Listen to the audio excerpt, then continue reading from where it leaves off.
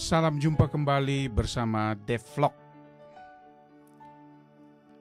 Kali ini saya akan membahas siapa Presiden dan Wapres Republik Indonesia di tahun 2024. Bersama Devlog memprediksikan 90% biasanya tembus. Di mana ini prediksi di bulan November 2021. Tentu berbagai informasi yang kita dapatkan dari medsos.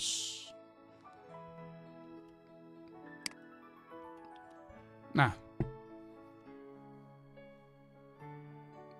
terbentuknya koalisi yang mana calon kandidat capres dan cawapres itu tentu berdasarkan elektabilitas dari figur itu sendiri. Kemudian tentu pengaruh dari koalisi partai-partai dan pengaruh juga dari organisasi-organisasi. Ya, termasuk relawan-relawan.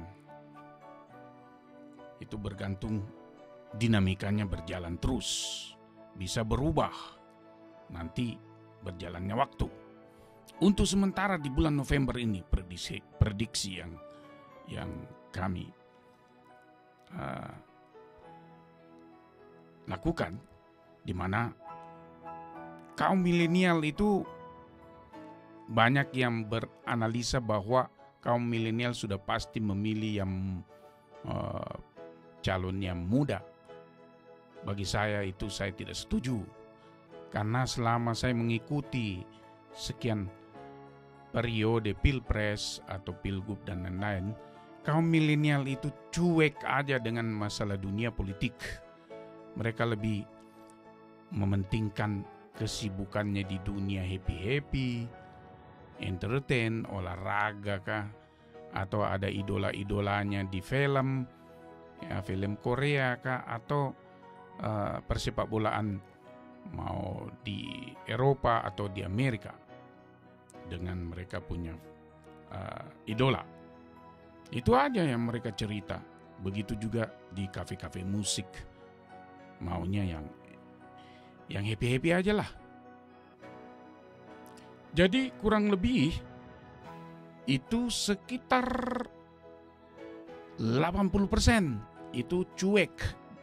Ya, kaum milenial itu 17 tahun ke atas sampai 30 tahun, bahkan sampai kurang dari 40 tahun. Nanti biasanya 40 tahun baru mulai mereka tertarik karena sering di kafe mendengar sesamanya teman berbincang-bincang gitu, akhirnya menuju ke perbincangan politik.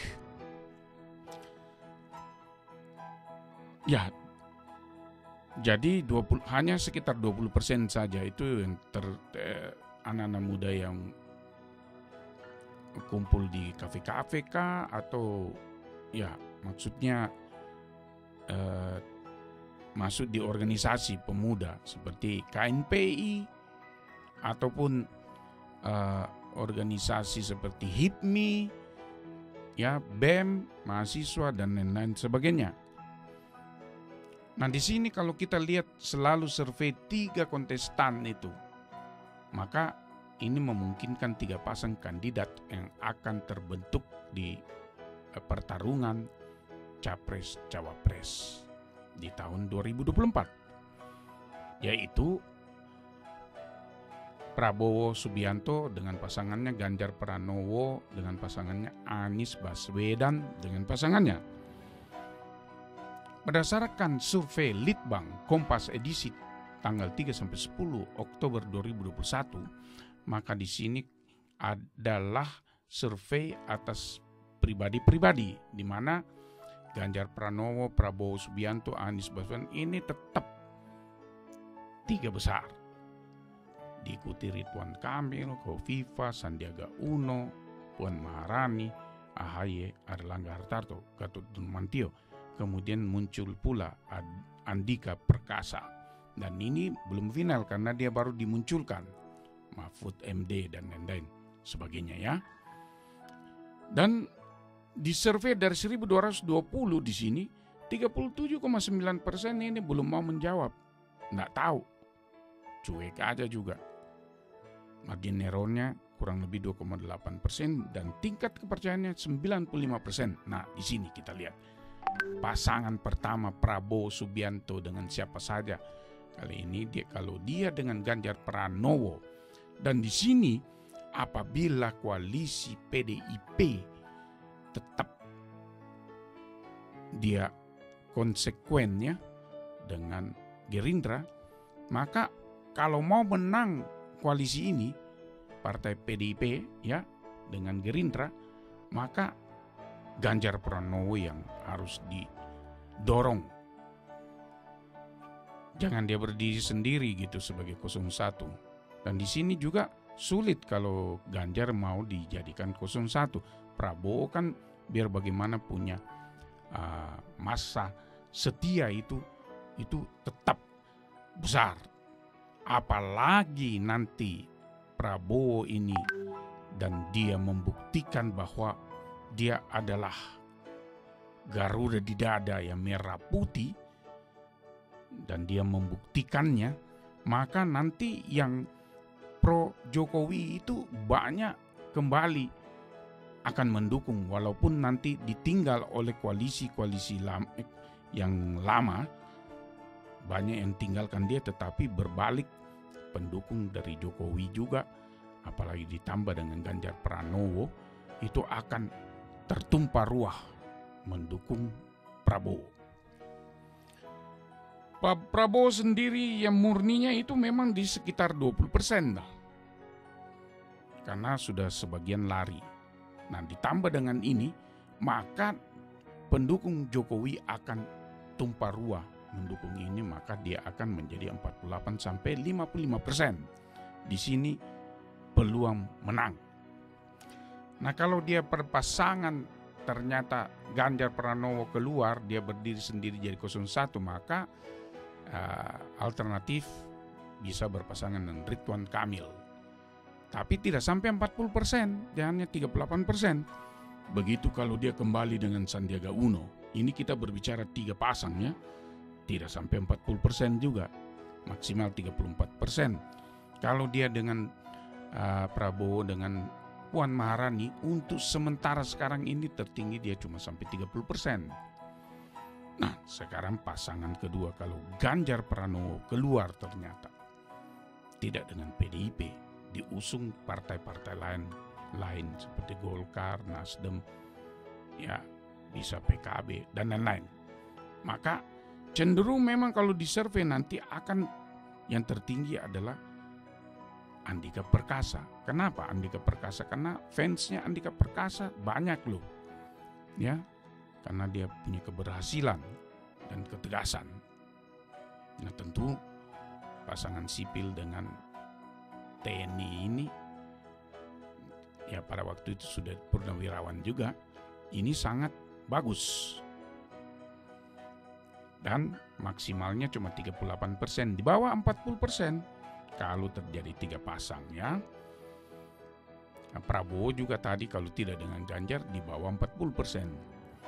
Dan apabila dengan Ridwan Kamil di sini, maka maksimal 36%. Nah, sekarang kalau dia dengan Airlangga Hartarto, di sini menjadi 32% maksimal.